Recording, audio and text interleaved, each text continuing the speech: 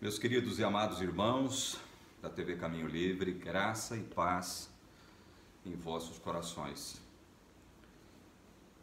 Nós, nos últimos 2 vídeos, estamos analisando a lei de Deus. Estamos mostrando como é frágil a ideia, a afirmação mantida por alguns segmentos do cristianismo que dizem que a lei foi abolida. Assim como é frágil a ideia de que para conquistarmos a salvação divina é necessário nós guardarmos a lei de Deus. Tanto uma afirmação quanto outra afirmação são equivocadas, são afirmações antibíblicas, antievangélicas, anticristãs e antigraça, o que é pior. Nós já vimos que sem lei está morto o pecado, onde não há lei, não há transgressão, não há pecado. E onde não há pecado, qual é ou qual será a necessidade ou a utilidade da graça de Deus? Se não há pecado, como saber avaliar corretamente a graça do Senhor Jesus, que nos foi oferecida de graça? Eu tenho que ser tautológico, porque existe no meio cristão evangélico, especialmente nos meios legalistas, a ideia de que este evangelho que nós reformados pregamos, ele expressa uma, entre aspas, graça barata. O próprio termo, ele é contradizente, é um termo, ele é um termo excludente, porque se é de graça, não tem preço. Se não tem preço, eu não posso qualificar, adjetivar uma graça gratuita de barata ou cara. Entendem? Então, eu sair por aí reverberando clichêzinhos batidos e furados, que é o que faz muitas vezes aquelas denominações que são legalistas, dentre elas a Igreja Adventista. Isso que vocês pregam é graça barata.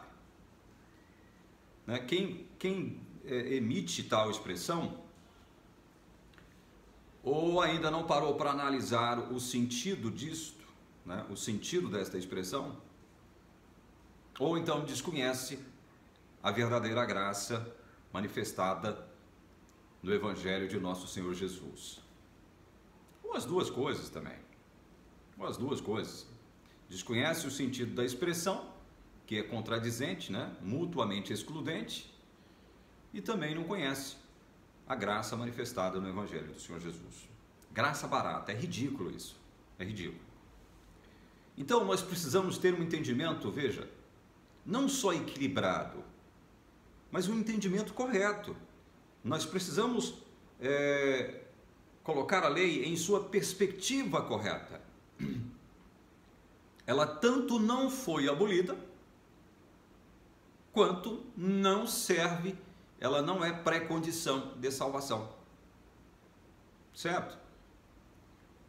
São 2 erros que nós observamos no meio cristão evangélico e nós precisamos sanar isso, nós precisamos encontrar aqui, como eu disse, o equilíbrio, encontrarmos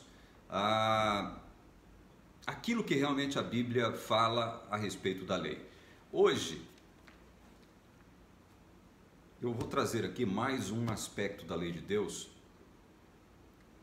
Eu vou me concentrar, eu vou ler um texto introdutório aqui e vou me concentrar no livro de Romanos, porque, sem dúvida alguma, o apóstolo Paulo foi o apóstolo que mais tratou de expressar aqui o verdadeiro sentido da lei, o verdadeiro papel da lei.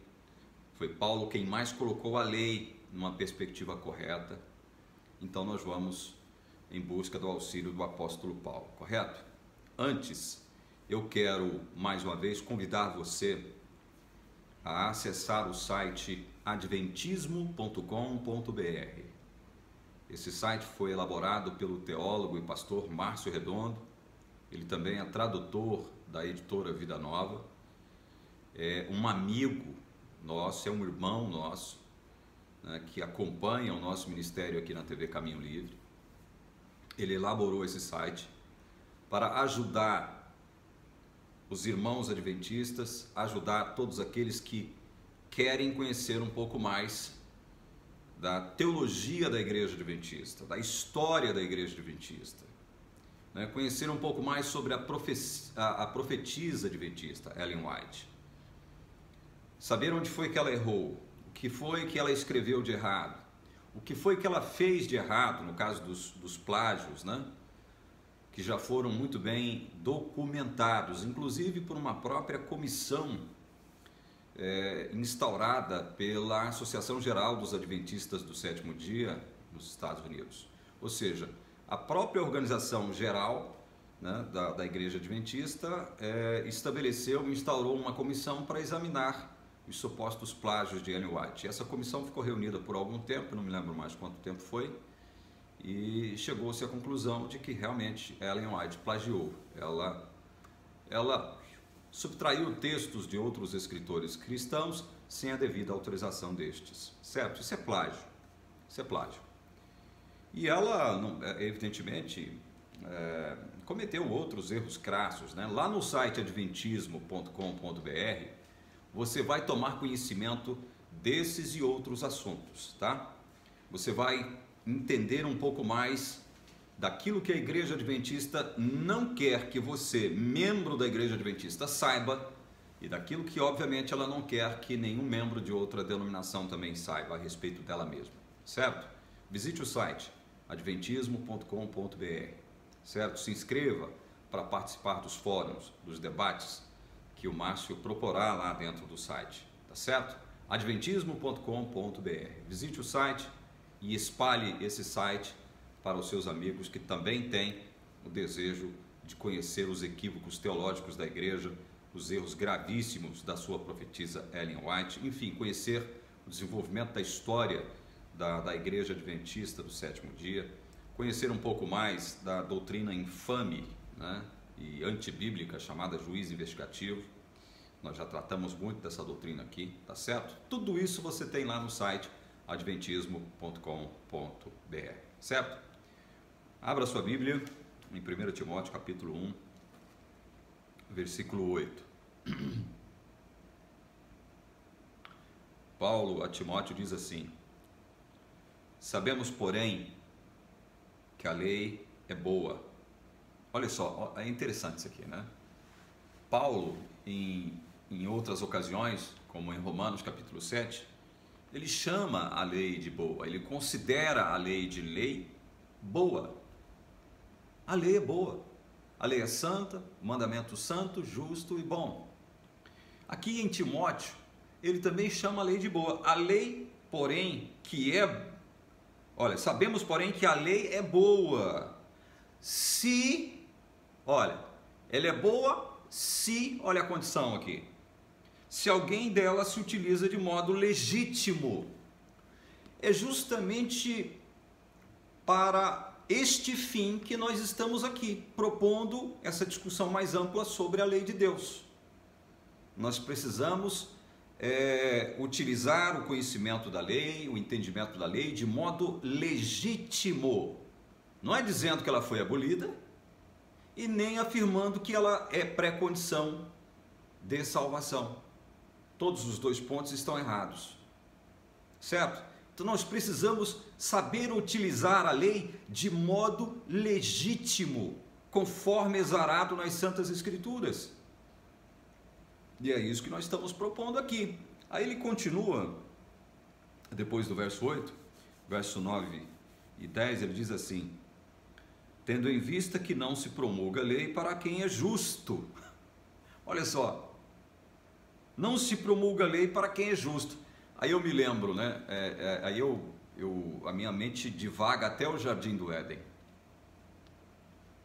E eu fico pensando o seguinte: se Adão e Eva não tivessem cometido o pecado de desobedecerem a Deus lá nos primórdios da nossa história, né?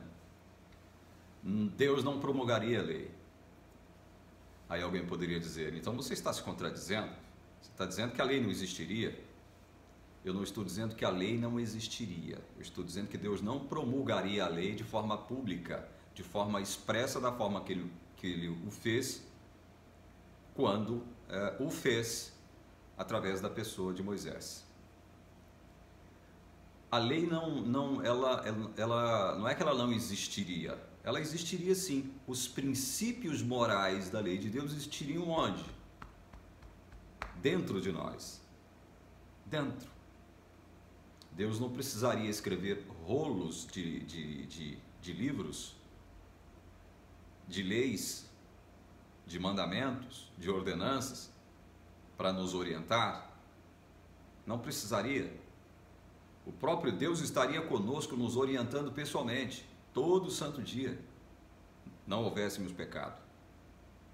Eu estou dizendo não houvéssemos pecado, porque eu estou falando como um descendente de Adão e Eva, né? Que todos nós somos.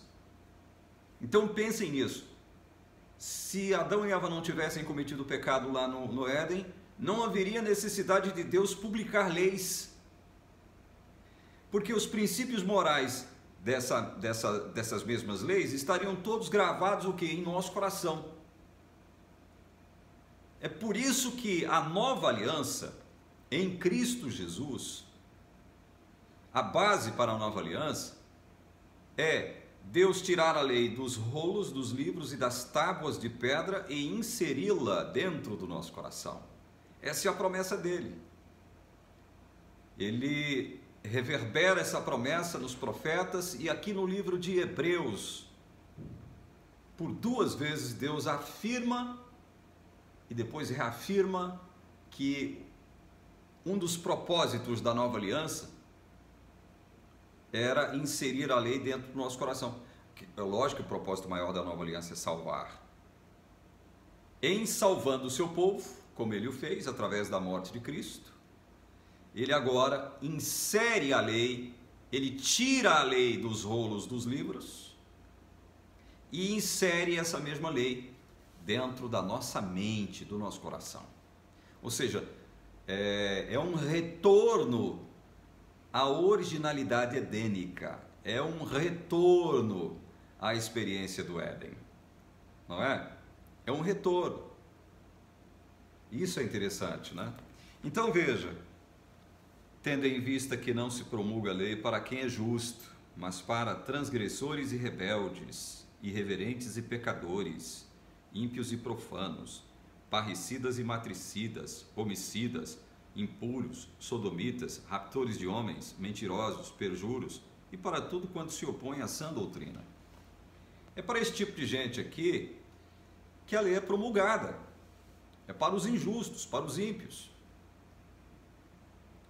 É para esse tipo de gente que a lei é promulgada.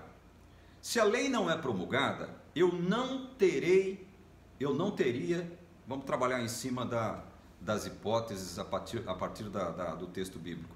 Se a lei não fosse promulgada, eu não teria conhecimento, eu e você, nós não teríamos conhecimento de nossa real situação, ou seja, de que nós estávamos realmente condenados, que a nossa situação é desesperadora. Por quê? Porque o salário do pecado é a morte.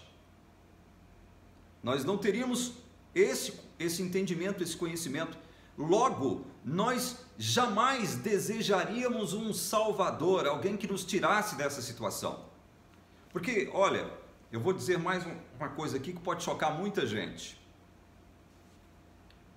Suponhamos que exista alguém que tenha nascido neste planeta e nunca tenha cometido um só pecado, um só erro, um só deslize.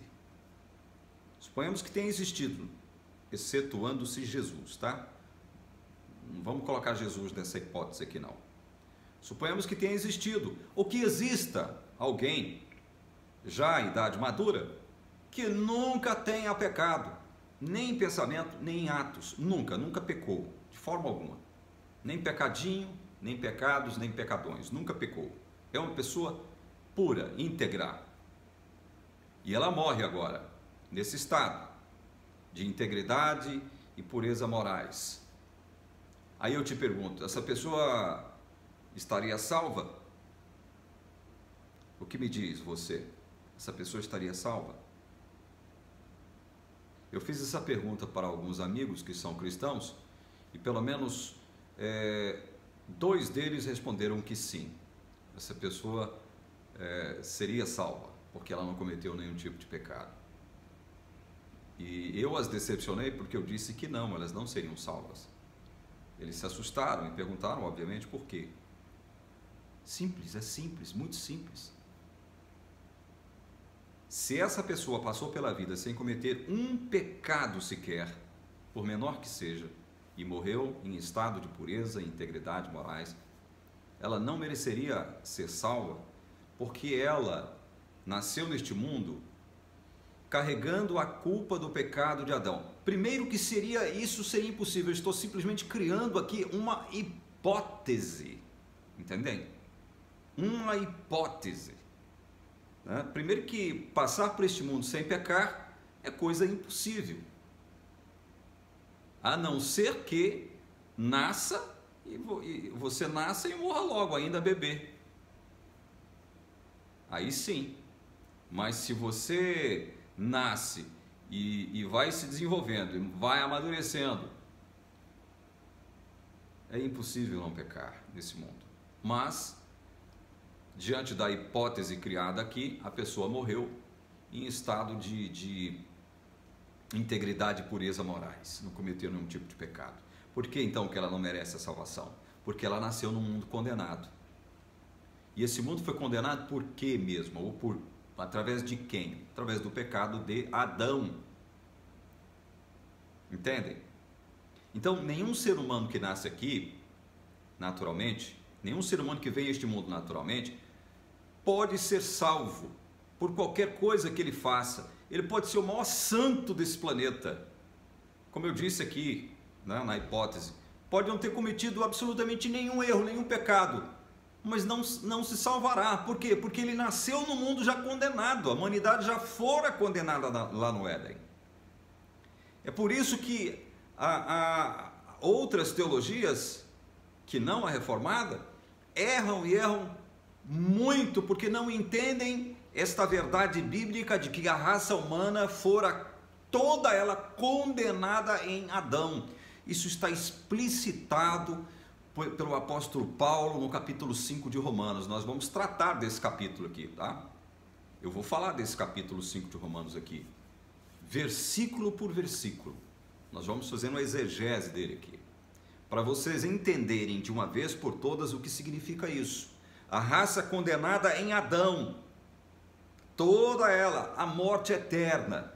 Portanto, todo mundo que nasce naturalmente neste mundo, para ser salvo, é como disse Jesus a Nicodemos naquela noite: é necessário nascer de novo, Nicodemos. É necessário passar pelo novo nascimento. Esse nascimento pelo qual você passou aqui, esse primeiro nascimento, não vale nada para Deus, absolutamente nada. Para você ver o reino de Deus é necessário nascer de novo. Lembram-se disso? João 3. Entendem? Estão entendendo? Então, aí Paulo, ele só falta falar desse modo como nós falamos aqui, gente. Ninguém será justificado diante de Deus por obras da lei, porque pela lei vem o pleno conhecimento do nosso pecado, ou seja, da nossa condição. Se não é a lei para me dizer o seguinte: olha, você é pecador, você pertence a uma raça condenada, está tão condenada quanto ela, você merece a morte eterna. Não há como você se salvar por você mesmo. Enquanto a lei não vem e não mostra esta realidade para mim, eu não desejarei a graça do Senhor Jesus.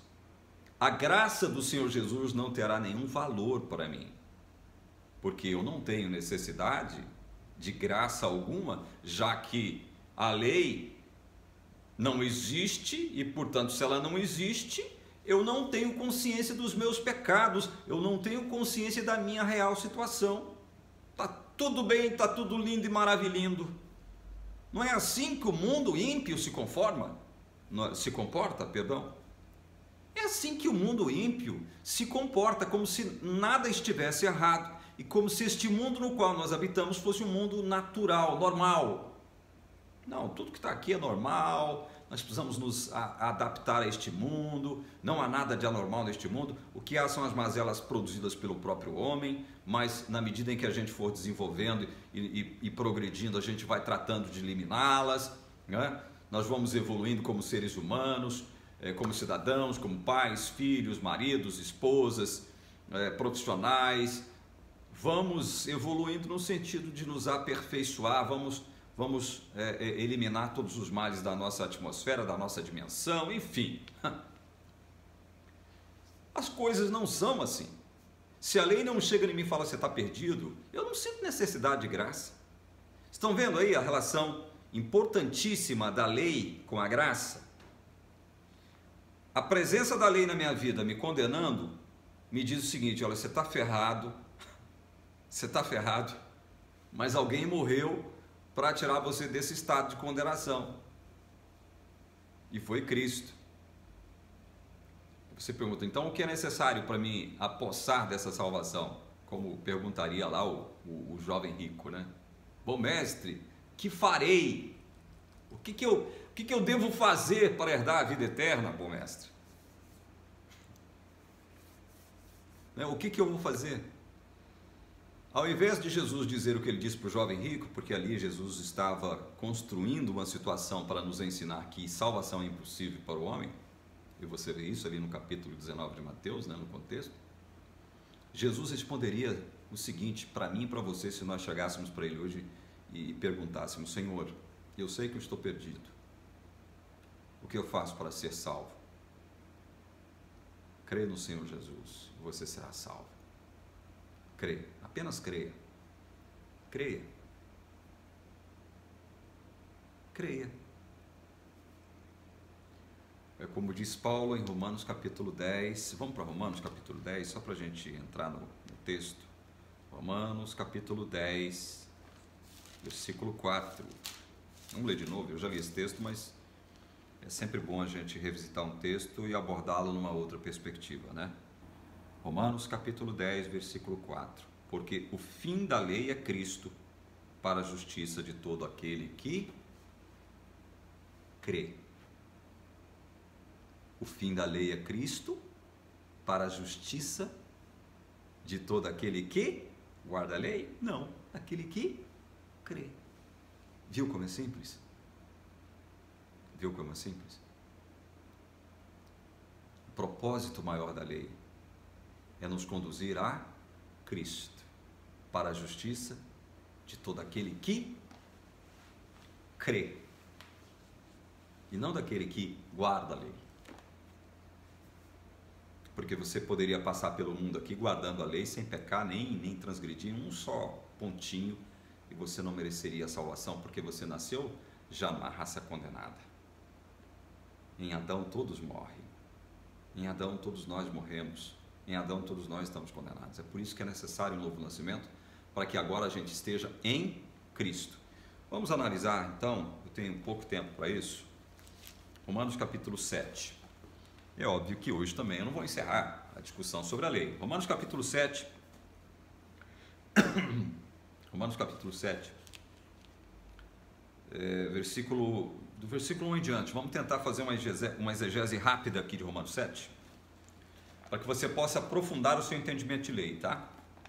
E a relação da lei com a graça de Deus. Verso 1 diz assim, Paulo em Romanos 7: Porventura ignorais, irmãos, pois fala os que conhecem a lei. Portanto, ele estava falando aqui para os que conheciam a lei, ou seja, judeus, que a lei tem domínio sobre o homem toda a sua vida. A lei tem domínio sobre o homem toda a sua vida. Ora, a mulher casada está ligada pela lei ao marido enquanto ele vive, mas se o mesmo morrer, desobrigada ficará da lei conjugal. Simples, claro, né? Todos nós sabemos disso. Não é preciso ir muito longe para poder entender o que Paulo quer afirmar aqui. Existe uma obrigação da mulher, enquanto o marido viver, estar ligada a ele. Se o marido morre, a mulher está desobrigada, obviamente. Obviamente, ela está livre para inclusive contrair novas núpcias, né? Para se casar de novo. Mas enquanto o marido viver, a mulher está ligada ao marido. É lei, né? E a lei ordena isso. Olha o verso 3. De sorte que será considerada adúltera se vivendo ainda o marido unir-se com outro homem. Simples, é lei. Se o marido dela está vivo e ela se relaciona com outro homem, ela é adúltera aos olhos de Deus. Aí o que ela diz? Aí o que Paulo diz mais aqui? Porém, se morrer o marido, estará livre da lei e não será adúltera se contrair novas núpcias. Está vendo? Mas se o marido morrer, ela está livre para se casar de novo. É simples assim. Verso 4. Olha só como Paulo começa o verso 4. Assim, meus irmãos, também vós. Olha só como ele inicia o capítulo aqui, se utilizando do exemplo da mulher casada que está ligada ao marido enquanto o marido vive. Assim também, meus irmãos, também vós, olha, morrestes relativamente à lei, por meio do corpo de Cristo, para pertencerdes a outro, a saber, aquele que ressuscitou dentre os mortos, a fim de que frutifiquemos para Deus. Olha só, Paulo então vai afirmar para os crentes em Roma, que já haviam nascido de novo, passado pelo novo nascimento, já creram em Jesus Cristo, já haviam sido salvos, portanto. Paulo então se volta para estes crentes, judeus crentes, e diz para eles o seguinte: assim, meus irmãos, também vós morrestes relativamente à lei. Morrestes relativamente à lei. Ou seja, quem morreu foi a lei? Não, foi os crentes em Cristo que morreram para a lei. Não foi a lei que morreu para eles, mas eles morreram para a lei, de tal forma que a lei agora, para estes crentes em Jesus, não tem o que fazer. Eles morreram para a lei e é como se eles não existissem para a lei. Portanto, a lei não tem o poder de condenar os seus pecados mais. A lei não pode condenar estes crentes em Jesus, condenar os pecados destes crentes em Jesus. Não tem o poder mais de condenar, aliás, condenar o pecado sim, mas não condená-los. A lei não tem poder mais de condená-los. Por quê? Porque eles estão mortos para essa mesma lei.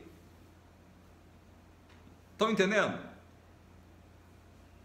Eles, crentes em Jesus, morreram para a lei, mas a lei não morreu para eles.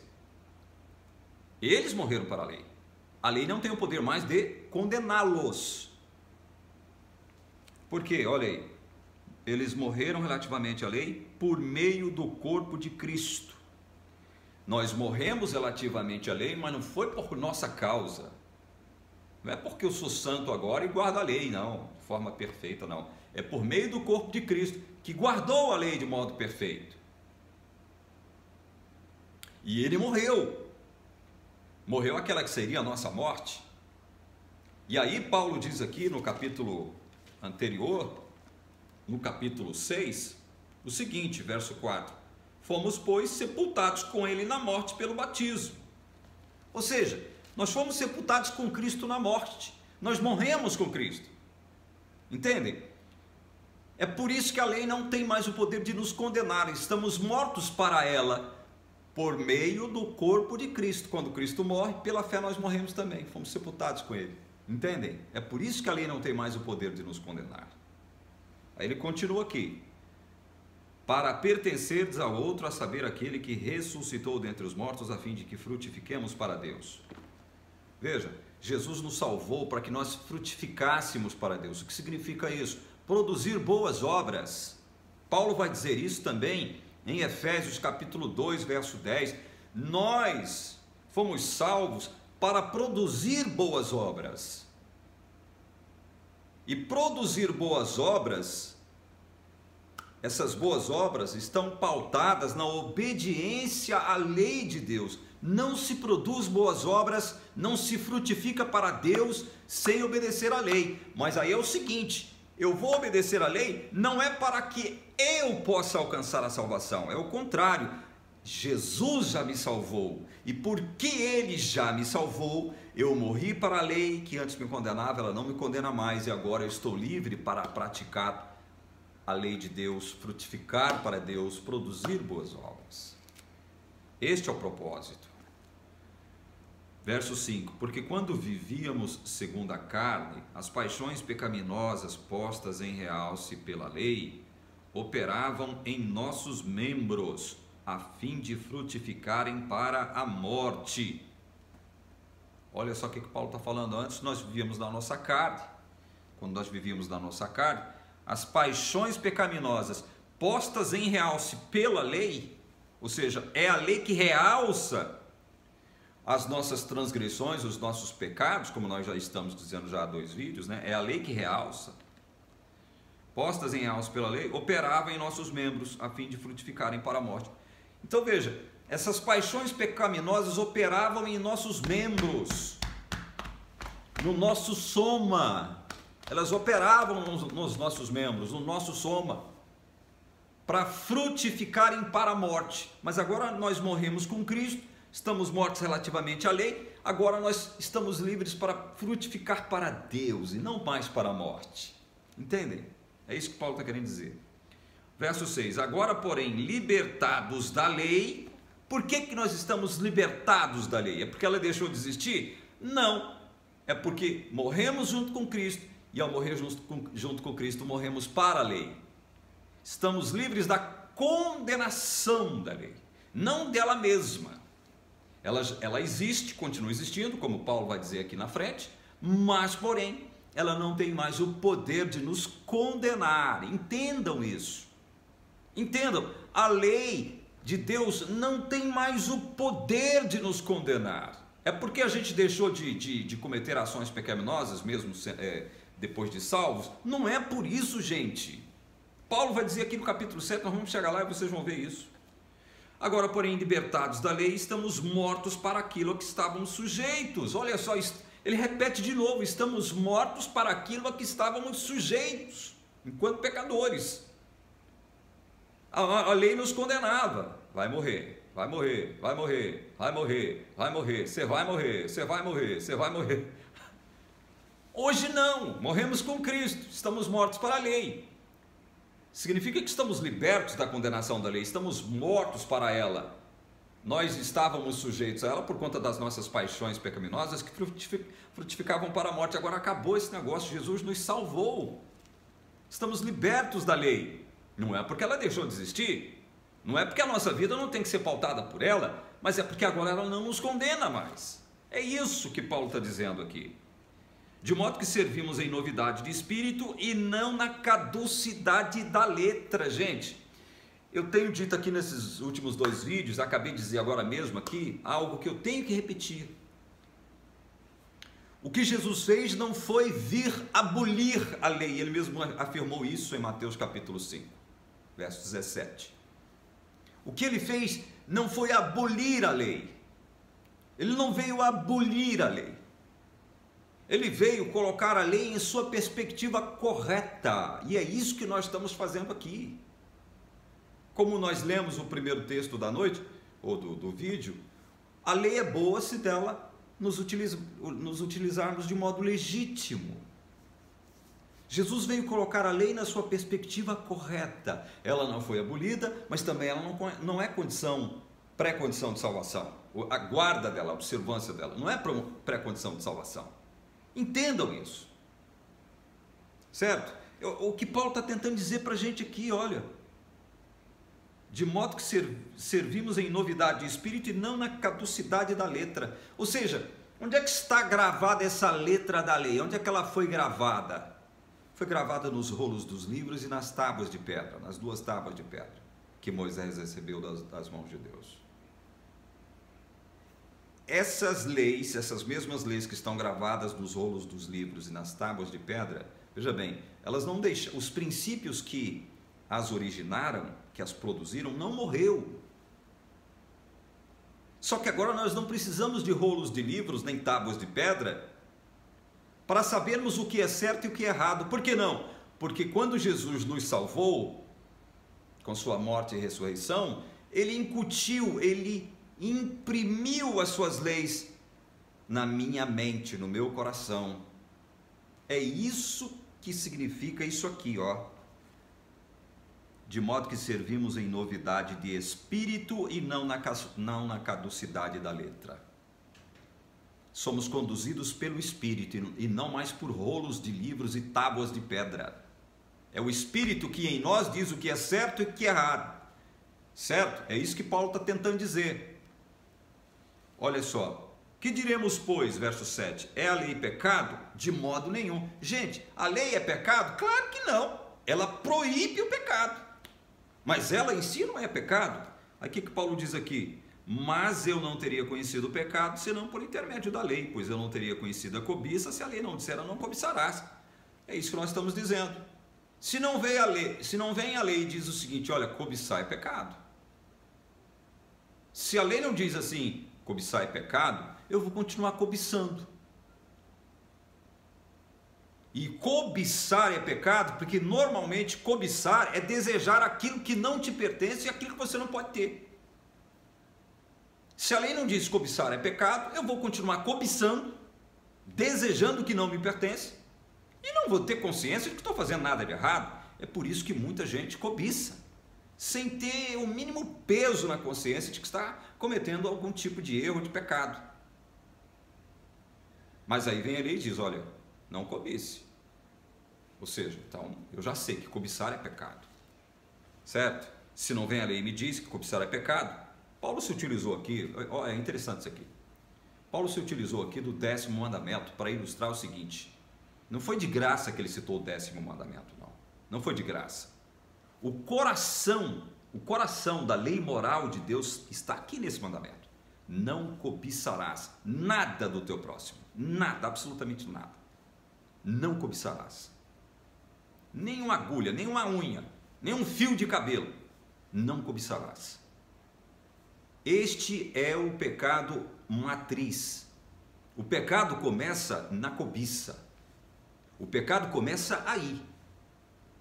Todo pecado começa com a cobiça, com o desejo de possuir algo que não lhe pertence, que não é seu. Todo pecado começa aí. Não foi à toa que Paulo citou o mandamento não cobiçarás. O não cobiçar é o mandamento central, é o coração moral da lei, de toda a lei de Deus, de todos os princípios morais exarados das leis de Deus. Entendam isso. Olha o verso 8. Mas o pecado, tomando ocasião pelo mandamento, despertou em mim toda sorte de concupiscência, porque sem lei está morto o pecado. Olha, é interessante Paulo dizer isso aqui, porque ele diz, olha, o pecado, tomando ocasião pelo mandamento, despertou em mim toda sorte de concupiscência. Eu vou ilustrar isso com uma coisa bem simplesinha para você entender o que Paulo está querendo dizer aqui. Já viram uma placazinha num gramado bem bonitinho, não pise na grama? Aqueles gramados bem cuidados, né? Geralmente os proprietários colocam ali, não pise na grama. Mas quando você vê uma plaquinha, não pise na grama, parece que você está sendo desafiado, você está sendo provocado, né? E aí te dá uma vontade louca de você fazer o quê mesmo? Ir lá e pisar na grama. Porque você viu uma plaquinha dizendo não pise, mas nós somos rebeldes por natureza, né? Somos rebeldes por natureza, essa rebeldia vem desde o Éden, está em nós, impregnada em nós. Quando você vê uma plaquinha não pise na grama, aí é que dá vontade de você pisar na grama mesmo, com vontade. Quando você vê um vidro bem bonito, né? Uma fachada bonitinha e tal, aí você vê uma plaquinha lá. Você vê o vidro bonito, tal, tá tranquilo. Mas se você vê uma plaquinha no vidro, naquele vidrão bonito da fachada, não jogue pedra. O que te vem à mente? Você viu a plaquinha lá, não jogue pedra. O que te vem à mente? É justamente jogar pedra. É justamente fazer aquilo que a ordem, o mandamentozinho, a lei ali, olhando, não jogue pedra, está mandando, não jogue pedra. Mas porque nós somos rebeldes por natureza, dá vontade de jogar pedra. Estão entendendo? O que Paulo está dizendo aqui no verso 8 é mais ou menos isso. Obviamente, se você transporta isso para as questões mais sérias da vida, é isso que você vai perceber. O pecado, tomando ocasião pelo mandamento, despertou em mim toda sorte de concupiscência. Não cobice, aí é que eu tenho vontade de cobiçar. Não mate, não adultere, não minta, não produza falso testemunho, né? Não roube. Aí é que dá vontade de fazer essas coisas. Por quê? É porque a gente é mau por natureza. Isso nos acompanha desde o nosso nascimento, gente. Entendem? O pecado está dentro de nós, já nascemos nele, diz o salmista. Ele nasceu em pecado, a mãe dele o concebeu. É por isso. Olha, porque sem lei está morto o pecado, diz aí o final do verso 8. Sem lei está morto o pecado. Sem lei o pecado, sem a lei, ou seja, sem a plaquinha não pise na grama e não jogue pedra, ou então não cobice, você fica tranquilo. Né? O seu espírito do mal não é despertado. Você está tranquilo. Mas quando aparece o mandamento, não cobice, ou então não jogue pedra, não pise na grama, aí é que o negócio fica triste. Aí é que você é provocado e você dá vontade de fazer justamente aquilo que a lei está proibindo você de fazer. É assim comigo, é assim com você, é assim com todo ser humano na face da terra. Isso aqui é universal. Outrora sem a lei eu vivia, mas sobrevindo o preceito reviveu o pecado e eu morri. Outrora sem a lei eu vivia. Paulo nasceu numa família de judeus. Ele mesmo faz questão de dizer isso. Ele foi circuncidado ao 8º dia, pertencia à tribo de Benjamim, era fariseu, segundo os rigores da lei, era irrepreensível, hebreu de hebreus. Né? Como é que Paulo poderia dizer isso? Que outrora, como é que ele diz aqui? Outrora sem a lei eu vivia, mas sobrevindo o pecado, o preceito reviveu o pecado e eu morri. Como entender isso? Outrora sem a lei eu vivia. Paulo dizendo isso. Não é, veja bem, quando ele diz isto aqui, nós temos que analisar o contexto. Não é analisar, como eu fiz agora, o passado biológico, familiar, o histórico familiar dele, né? O pedigree socioeconômico religioso de Paulo. Não é analisar isso, é analisar o contexto no qual ele está dizendo: outrora sem a lei eu vivia. Não é que ele não tinha lei, ele tinha lei para tudo quanto é coisa. Era fariseu, era hebreu. Qual era o povo que mais tinha lei? Os hebreus. O que ele está querendo dizer é o seguinte: é que outrora, ainda que judeu, fariseu, sem a percepção de que a lei, ao invés de produzir vida nele, o condenava, ele vivia tranquilamente, não sentia necessidade de nada, de mudança, de nada, vivia tranquilo. É neste aspecto que Paulo quer dizer: outrora sem a lei eu vivia, mas sobrevindo o preceito reviveu o pecado e eu morri.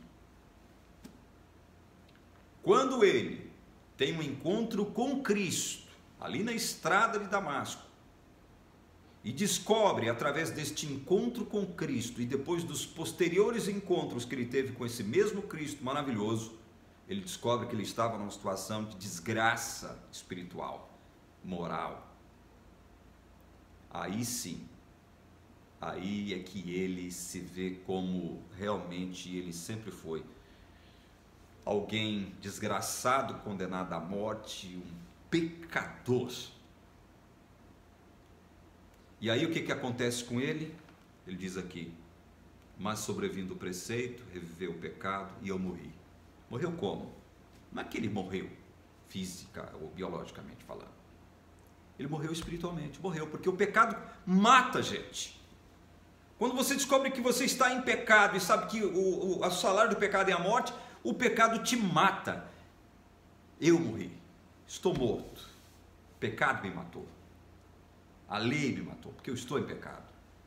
Eu não consinto no sentido de obedecê-la, né? Eu não estou em concordância com ela, portanto estou morto.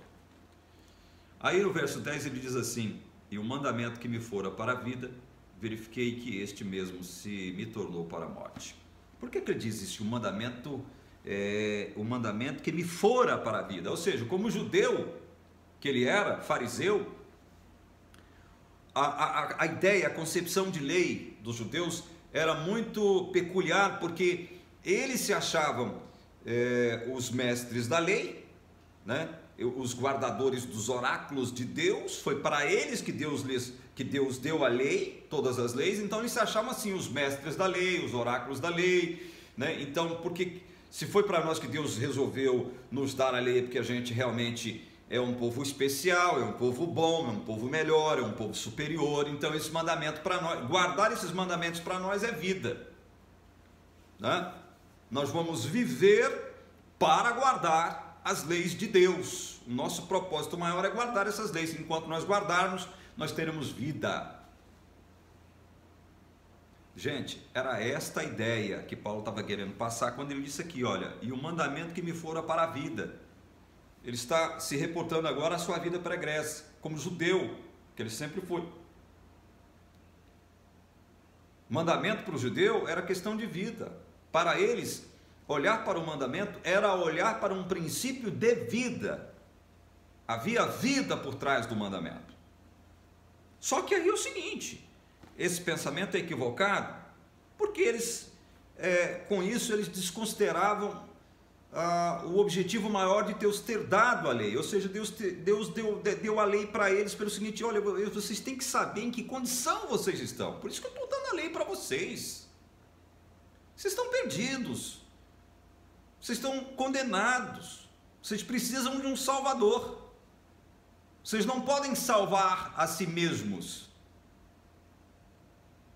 É como aquela pessoa que cai num poço de areia movediça. Não sei quantos aqui tiveram a oportunidade de ver pessoalmente um poço de areia movediça. Quem cai ali dentro está ferrado. Não tem como ele pegar pelos cabelos e salvar. Oh, deixa eu sair daqui. Não é? É ridículo isso, né? Ele não dá conta de salvar a si mesmo. Quanto mais ele mexe, o que acontece com ele? Mais ele afunda. Assim é o pecado, gente.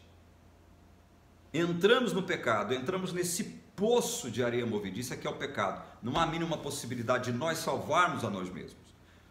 O judeu considerava a lei como uma espécie de autossalvação. Ele encarava a lei como algo que podia lhe dar vida. Mas aí Paulo está dizendo, olha, e o mandamento que me fora para a vida, eu verifiquei este mesmo que se me tornou para a morte. Ou seja, o mandamento disse para ele que ele é pecador, estava condenado e deveria morrer. Aí o que ele diz mais aqui no verso 11? Porque o pecado, prevalecendo-se do mandamento, pelo mesmo mandamento me enganou e me matou. É isso que ele está dizendo. O pecado, através da lei, me enganou e me matou. Me matou.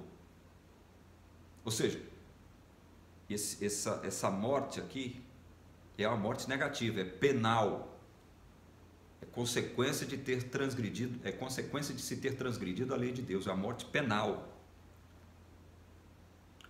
Verso 12. Por conseguinte, olha só, depois de falar todas essas coisas que aparentemente deporiam contra a lei, ele vem dizer o seguinte no verso 12: por conseguinte, a lei é santa, e o mandamento santo, justo e bom.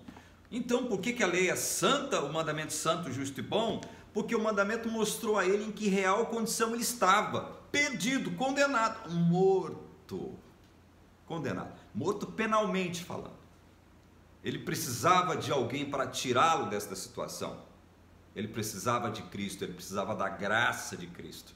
Se a lei não vem e faz isso, ninguém saberá valorizar a graça de Cristo. Ninguém necessitará, ninguém clamará pela graça de Cristo. Daí a importância da lei, para que nós reconheçamos o verdadeiro valor, importância e gravidade da graça do Senhor Jesus. Não há graça sem lei.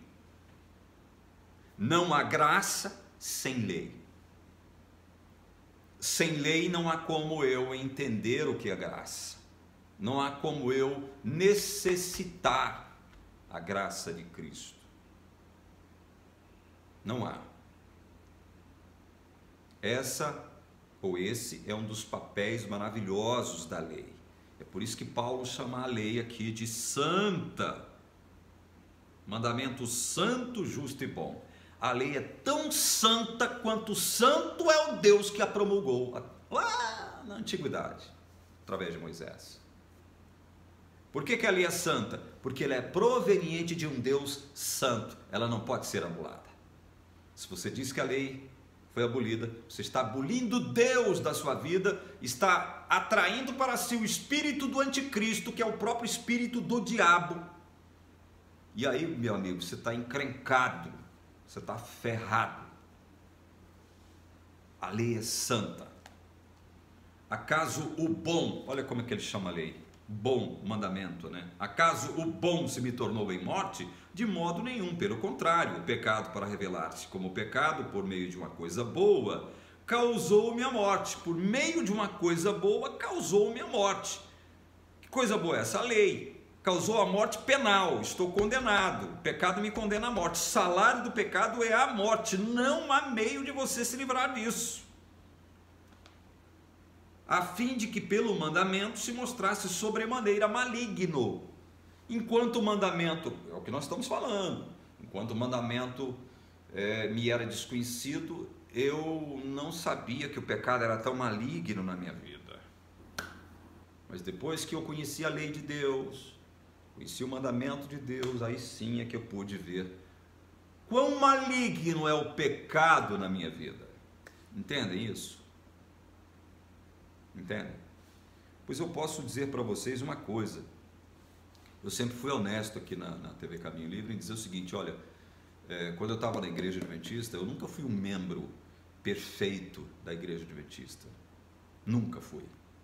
Nem estive próximo de alcançar os altos ideais que a igreja projetava sobre mim, como obrigação, como dever. Nunca fui um bom adventista do sétimo dia. Defendi a igreja, fui missionário da igreja, fui obreiro bíblico da igreja, dei não sei quantos estudos bíblicos na minha vida, trouxe pessoas para a igreja, né? Brigava por conta da igreja, debatia defendendo a igreja adventista, mas eu nunca fui um bom membro da igreja adventista. Por quê? Porque eu sempre me enxerguei como pecador miserável. Por isso que eu comecei a fazer questionamentos e fiquei anos me questionando silenciosamente lá dentro. Porque se eu ousasse manifestar as minhas dúvidas e questionamentos para os meus irmãos, eles ficariam desconfiados de mim. Ele não está com boas intenções, né? Ele é perigoso, cuidado com ele. Durante anos, muitos anos, eu nutri questionamentos a respeito da minha própria vida dentro da igreja. Enquanto eu não conhecia o que era evangelho, eu pensava o seguinte de mim, olha, eu não sirvo para ser membro da igreja, porque já tem anos que eu estou na igreja adventista, eu não deixei de pecar ainda. Tem alguma coisa errada comigo. Os irmãos todos que estão comigo aqui, frequentando a igreja, já deixaram de pecar. Olha que ilusão, que tolinho eu era, né? De imaginar que no meio daquela multidão toda, só eu não havia deixado de pecar, o resto todo mundo já tinha deixado de pecar. Só que eu não tinha coragem de manifestar isso, eu inclusive era pregador da igreja. Como é que eu, pregador da igreja, ia falar, irmãos, eu ainda peco e peco muito? Como é que eu ia fazer isso? Sem atrair para mim a ira de todos. E num sábado de manhã, onde eu tive a coragem de levantar este assunto, trazer esse assunto à tona, eu já tinha conhecimento do evangelho, só que ainda estava dentro da igreja adventista, porque eu não tinha cacifes emocional para mim sair de lá. Eu estava sozinho, né? Aí num sábado de manhã, eu pregando na igreja central de Anápolis, eu comecei a fazer o questionamento, olha, quantos aqui tem 1 ano de adventista, 5 anos, 10 anos, 15 anos, 20 anos, você já deixar de pecar? Você que tem 40 anos de adventismo, já deixou de pecar? Já deixou? Você que tem 50 anos de adventismo, já deixou de pecar? Gente,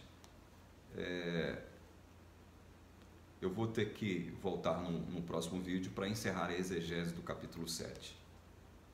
Você vai ver aqui conclusões chocantes e ao mesmo tempo maravilhosas. O nosso apóstolo Paulo traz para a gente aqui no capítulo 7 de Romanos. Nós analisamos então até o versículo 13, certo? Romanos 7, 13. Portanto, no próximo vídeo, nós vamos analisar Romanos, capítulo 7, do verso 14 até o final do capítulo 7, tá bom? É assim mesmo. Essa discussão, ela é ampla, ela é profunda e ela é necessária, certo? Muitíssimo necessária. É por isso que nós estamos gastando tempo e mais tempo aqui discutindo o papel da lei, a devida perspectiva da lei de Deus. Que Deus abençoe você, que unja o seu entendimento, que Deus te guarde, que Deus te proteja e te dê saúde, em nome de Jesus. Amém.